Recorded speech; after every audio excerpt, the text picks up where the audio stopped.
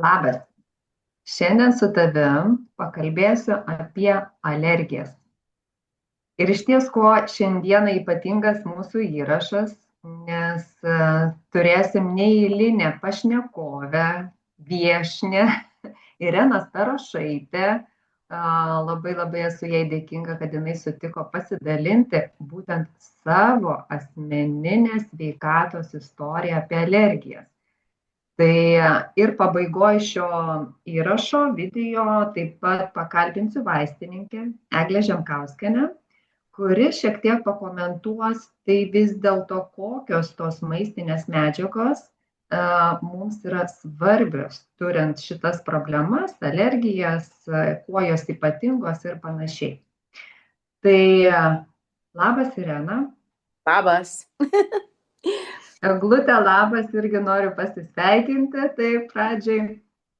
Ir prieš įeinant į temą, jeigu tu dar nesi užsiprenumeravęs šito kanalo, tai tiesiog paspausk prenumeruoti, kad nepraleistum tokių neeilinių įrašų su pašnekovais, kuriuose išties dalinamės labai vertingą informaciją.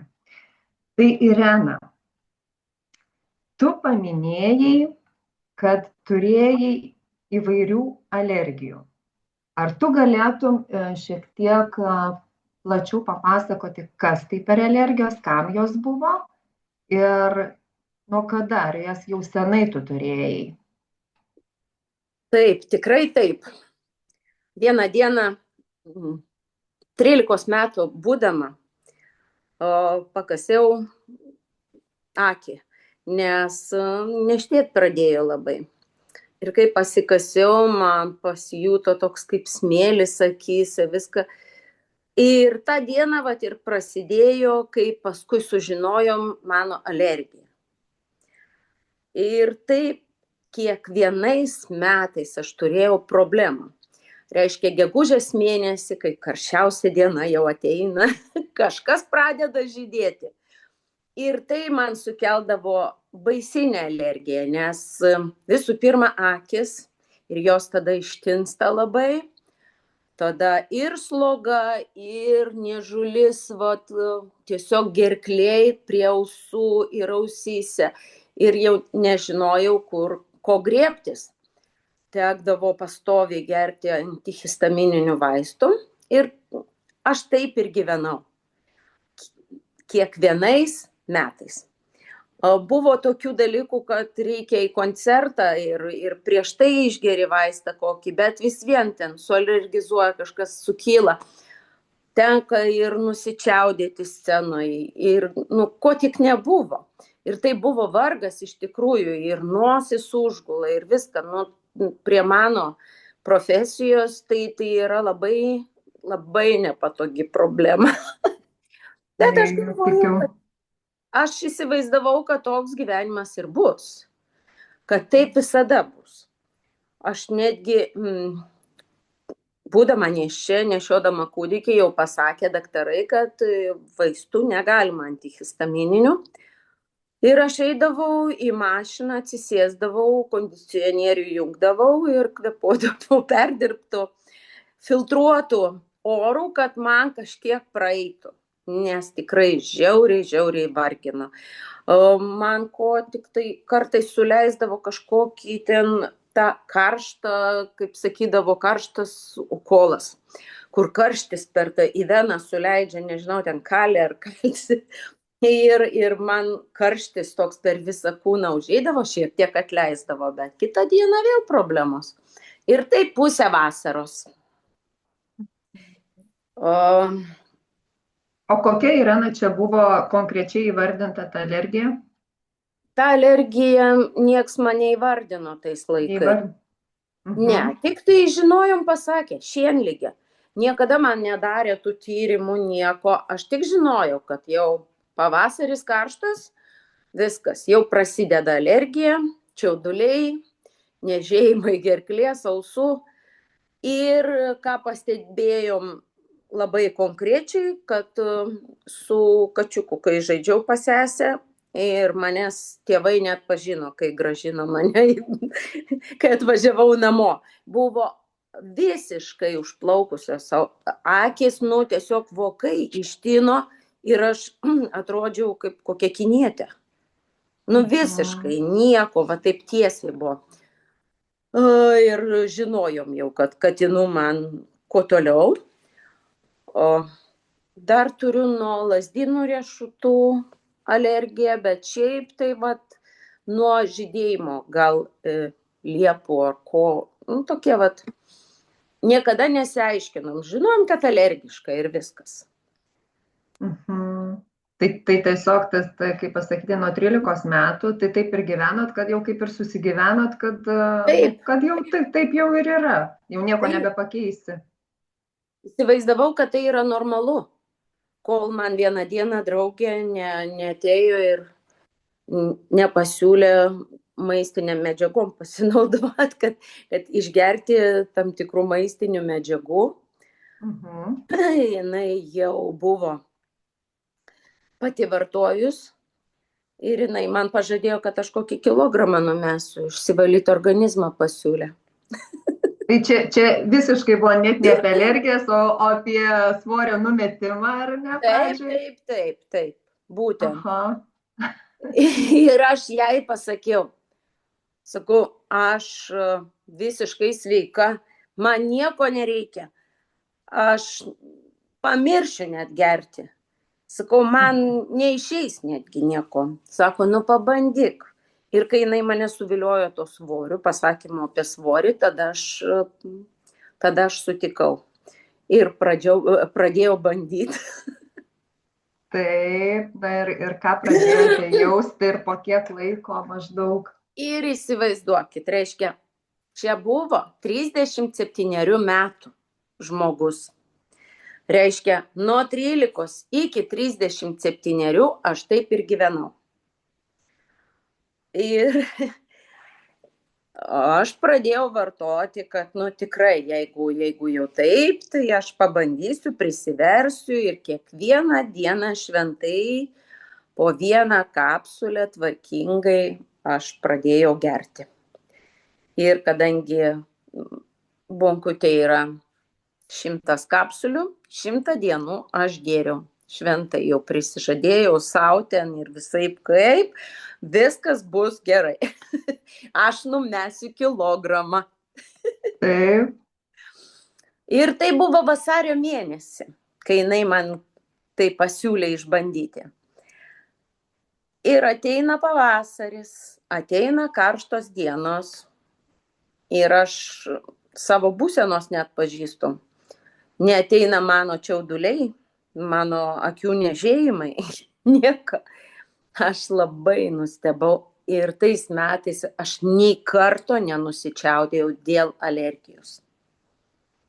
Tai man buvo toks stebuklas. Vienu momentu kažkada, kovo mėnesį ar balandį, aš jutau kokią savaitę, dieną naktį, kartumas burnoj. Aš jai paskambinau, sakau, kas yra, sakau, man kartu burnoj, ką man daryti, sakau, gal man jau nebegerti jų.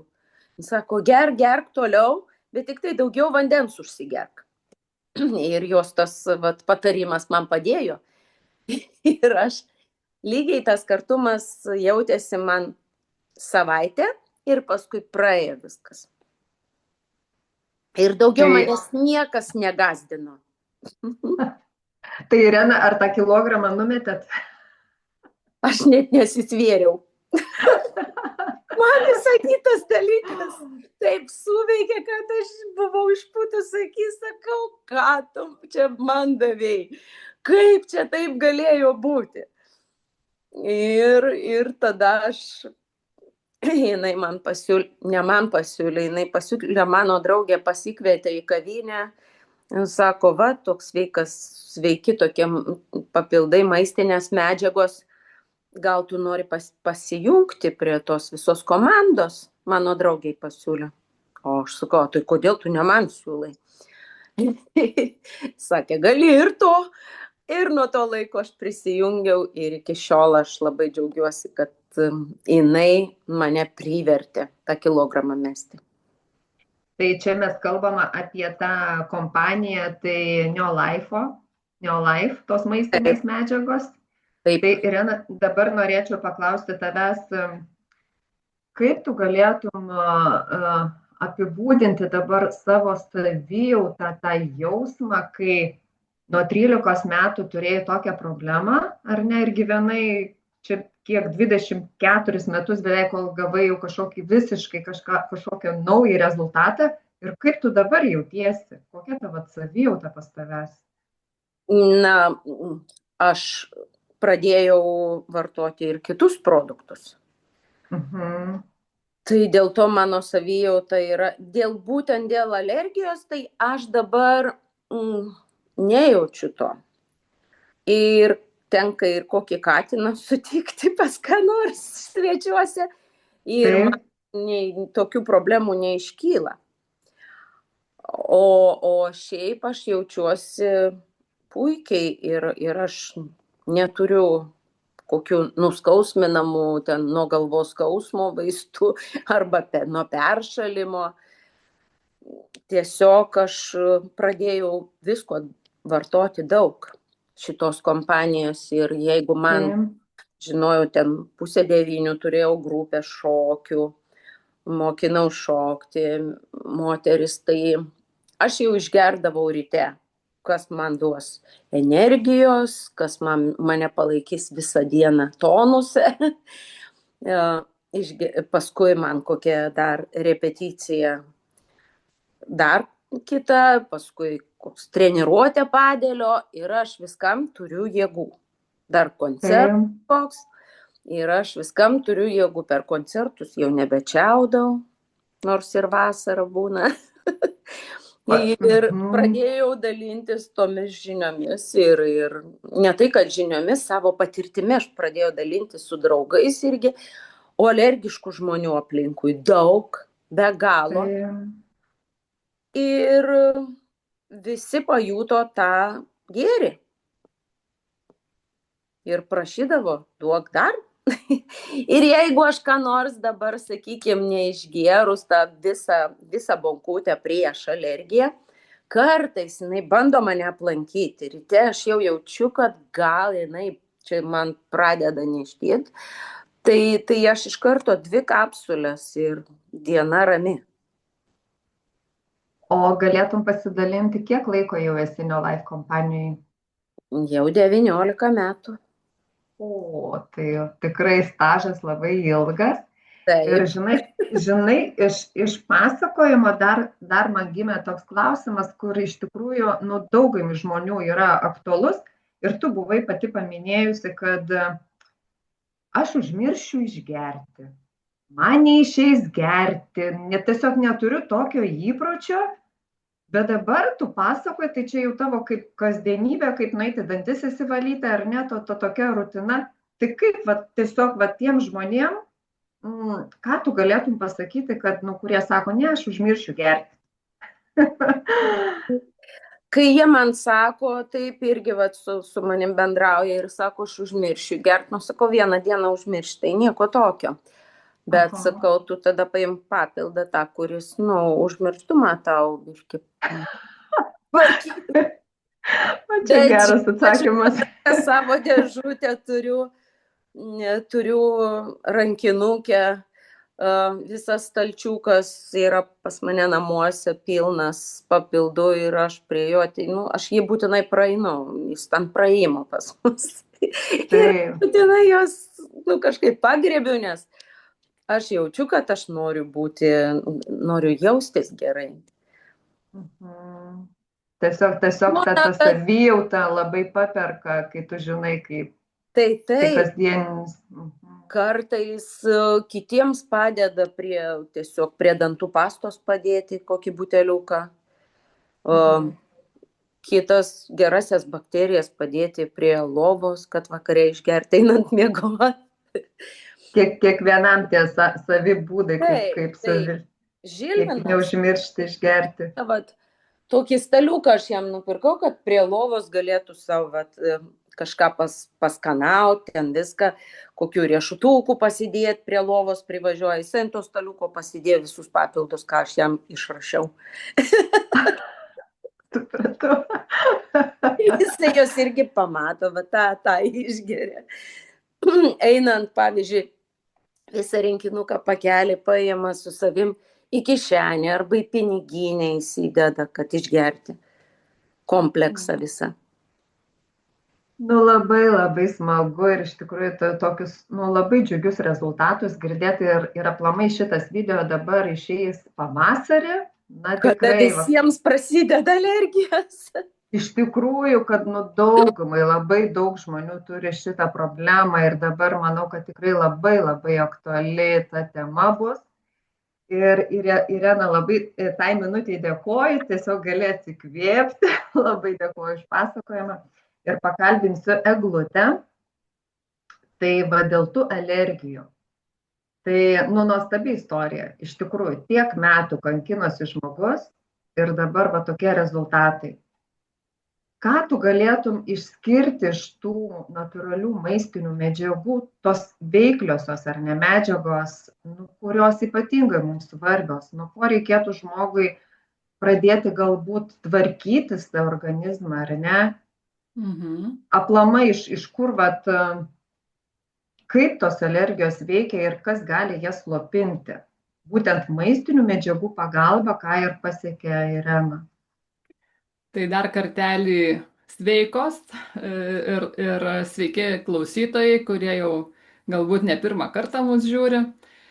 Tai ką aš noriu pasakyti apie tą pirmiausia, karštą tą kokteilį, tą, ar ne? Kaip sakė Irena, leisdavo kažkokį karštą dalyką, tai žmonėms išduosiu paslaptį, tai kad tai yra kalcio gliukonatas. Ir tiesiog jisai kaip pagalbinė priemonė esant stipriom alergijom, kad suvaldyti alerginę reakciją, bet tai čia nėra kažkoks gydymas. Nu, čia tiesiog, vat, jeigu yra stipri labai alerginė reakcija, kad suvaldymui. O kad to nenutiktų, kad nereikėtų gyventi, kaip sakant, nuo duobės iki duobės, ar ne, ir kad galėtum gyventi tą pilną vertį gyvenimą, tai galima viską tiesiog paprastai žinant, ko mūsų organizmui trūksta, papildomai maistinėm medžiagom galima išvengti tų krizių.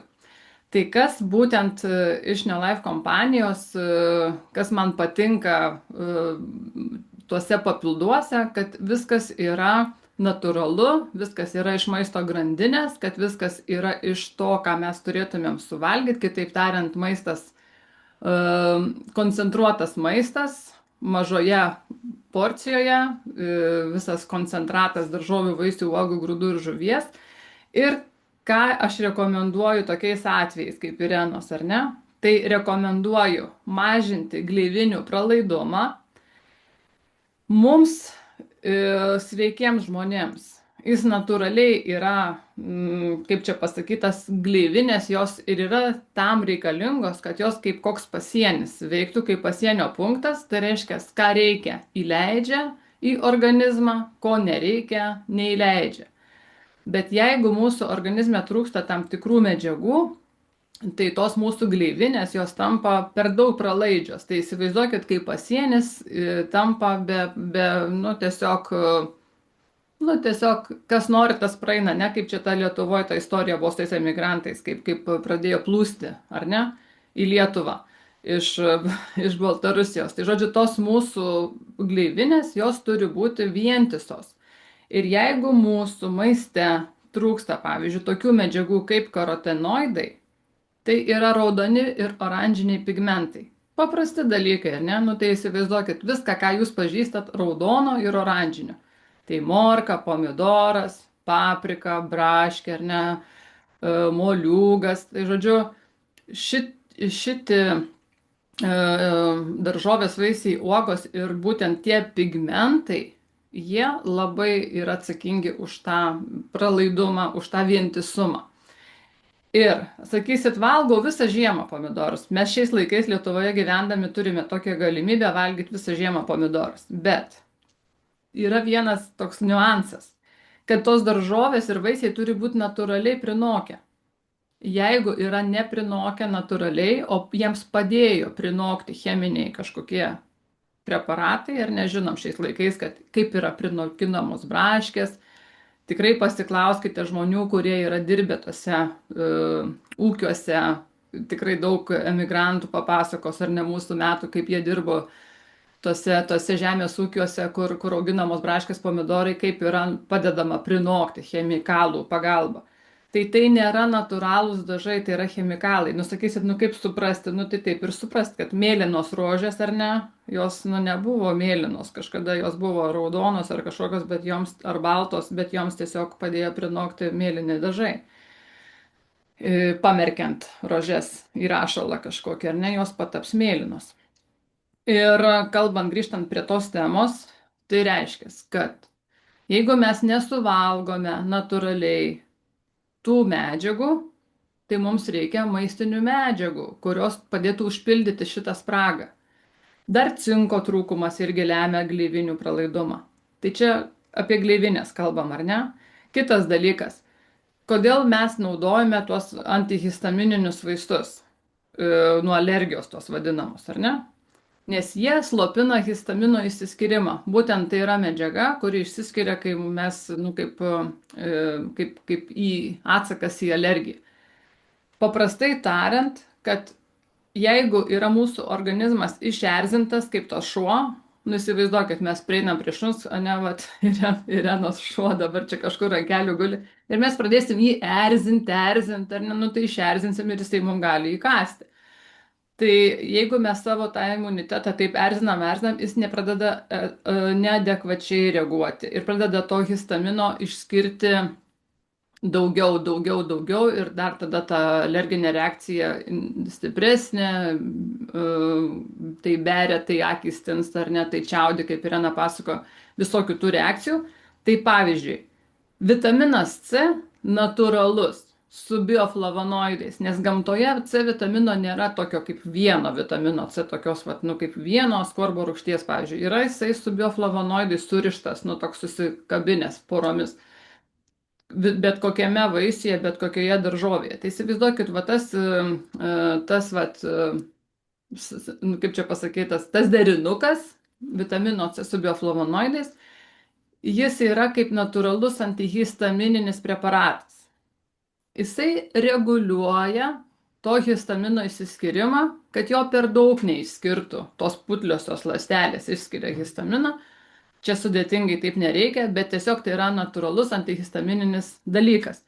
Ir įsivaizduokit, ir jeigu tu nevalgai tų daržovių, vaisių, uogų, nuskintų nuo krūmo, išrautų žemės, nuskinto, kad tik ar ne kažkokio kopūsto, tu nevalgai, nes tai yra, pavyzdžiui, pavasaris ankstyvas. Tu gali vėl tik tai tose pačiose prekybcentriuose geriausiu atveju nusipirkti, bet ten to C vitamino, tai ten yra pėdsakai, nes jisai yra tas vaisius, daržovė, uoga, jisai yra išlaikytas jau seniausiai, jisai nuskintas, šaldytuvuose pralaikytas, taigi dabar ir pusę metų galima išlaikyti, ir metus galima išlaikyti, ar ne, ir mes tos obuolius, kuriuos valgysim, pavyzdžiui, vasaros pradžioje, jie greičiausiai bus nuskinti vasaros gale praeitų metų.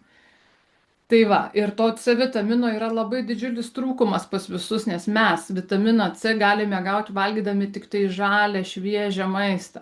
O šiandien dienai mes laikom labai ilgai laikytą maistą, virtą, keptą, troškintą, ir to C vitamino, mes jo tiesiog nebegaunam.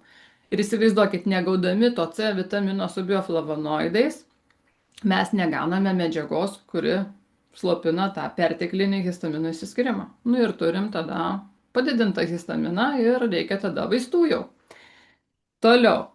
Tai žodžiu, tas vitaminas C natūralus, jisai padeda visus tos simptomus nemalonius, apie ką kalbėjo Irena, ir mažinti čiaudulį, ir slogį, ir akių niežėjimą. Žodžiu, visus tos reikalus padeda spręsti.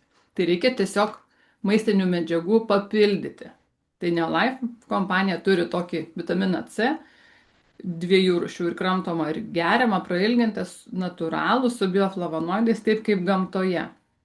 Toliau apie vitaminą D galiu pasakyti taip, kad mokslininkai yra ištyrę, kad žmonės, kurie turi alergijų, kaip taisyklė, jų kraujyje yra labai mažas vitamino D kiekis. Tai reiškia išvada, kad vitamino D deficitas irgi lemia tą polinkį į alergijas. Intensyvumą lemia, kad jos kartotųsi intensyviau. Ką dar pasižymėjau, ko dar reikia kokio poveikio dar mums reikia esant alergijam, tai yra prieš uždegiminio poveikio, tai yra detoksikuojančio poveikio mums reikia, imunitetą moduliuojančio poveikio, nes kaip Irena paminėjo, ar ne, kad pradėjus vartoti maistinės medžiagas jautė kartumą burnoje. Tai labai dažnai tai yra pasekmė organizmo užterštumo. Reiškia, jeigu mes į save dedam visi žinoma, ne šiais laikais, ką dedam, kokį maistą valgom, mėgstam ir tikrai trupučiuką ir visokių tokių negerų dalykėlių paragauti, ar ne, kad ir tie patys atrodo nekalti kažkokie čipsiukai, ar ne, tikrai aš pati čipsų nevalgau, nežinau, turbūt per 5 metus, kažin ar pakelį suvalgau.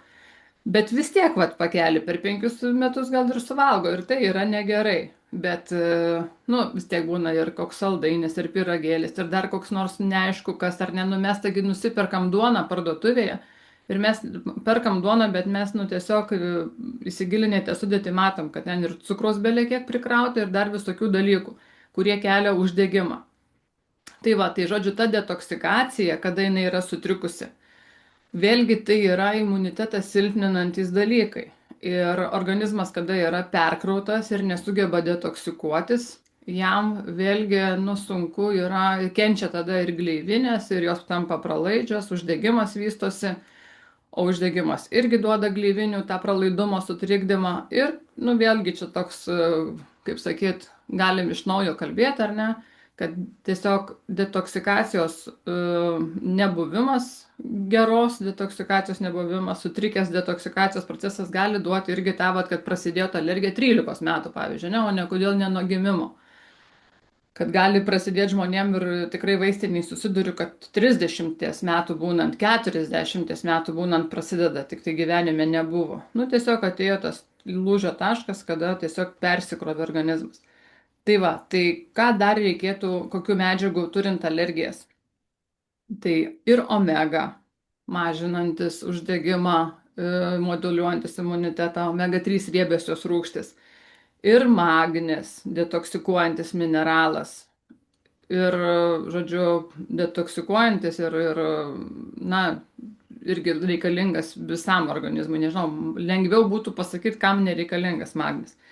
Cinkas, kaip minėjau, gerosios žarnyno bakterijos, tai yra imuniteto pagrindas, kalcis tas pats irgi reikalingas, ar ne, pamenat, kai sakiau, ką leidžia į veną, koks tas vadinasi karštas tas kokteiliukas, tai kalcis irgi labai reikalingas ir jo trūkumai esant irgi tos alergijos kartojas. Tai čia tiesiog suvardinau tuos pagrindinius dalykus, pagrindinės maistinės medžiagas, ko trūkstant gali prasidėti tos alergijos ir jeigu netrūksta, organizmas pats susitvarko su jomis, nes mes esam patys geriausi gydytojai savo organizmo. Mūsų organizmas pats save sugeba sveikatinti, susitvarkyti, susiremontuoti, atsistatyti, tik tai reikia kažką į jį įdėti. Iš oro neišeina, reikia kažką įdėti gero. Tai būtų tiek. Jeigu kažkokių klausimų turite, tai prašom klausti. Tai labai labai tau dėkuoju, Egutė, aš dar atskirai prisirašiau. Tai iš ties galvoju, kai tu ir pasakėjai, kad organizmui duok, ko jam reikia ir jisai pats pradės sveikatinti save, ar ne? Tai šiuo atveju ir pas Ireną taip įvyko. Tai manau, jeigu pas kažką iš klausytojų ir kiltų kažkokių klausimų, tai paminėsiu tai, kad Eglutė dar veda asmeninės konsultacijas įvairiausiais sveikatos klausimais. Taip pat klausiu Irenos, jeigu norėtų ir su Irena pabendrauti žmonės ir asmeniškai, tai Irena su malonumu sutinka. Tai po šito...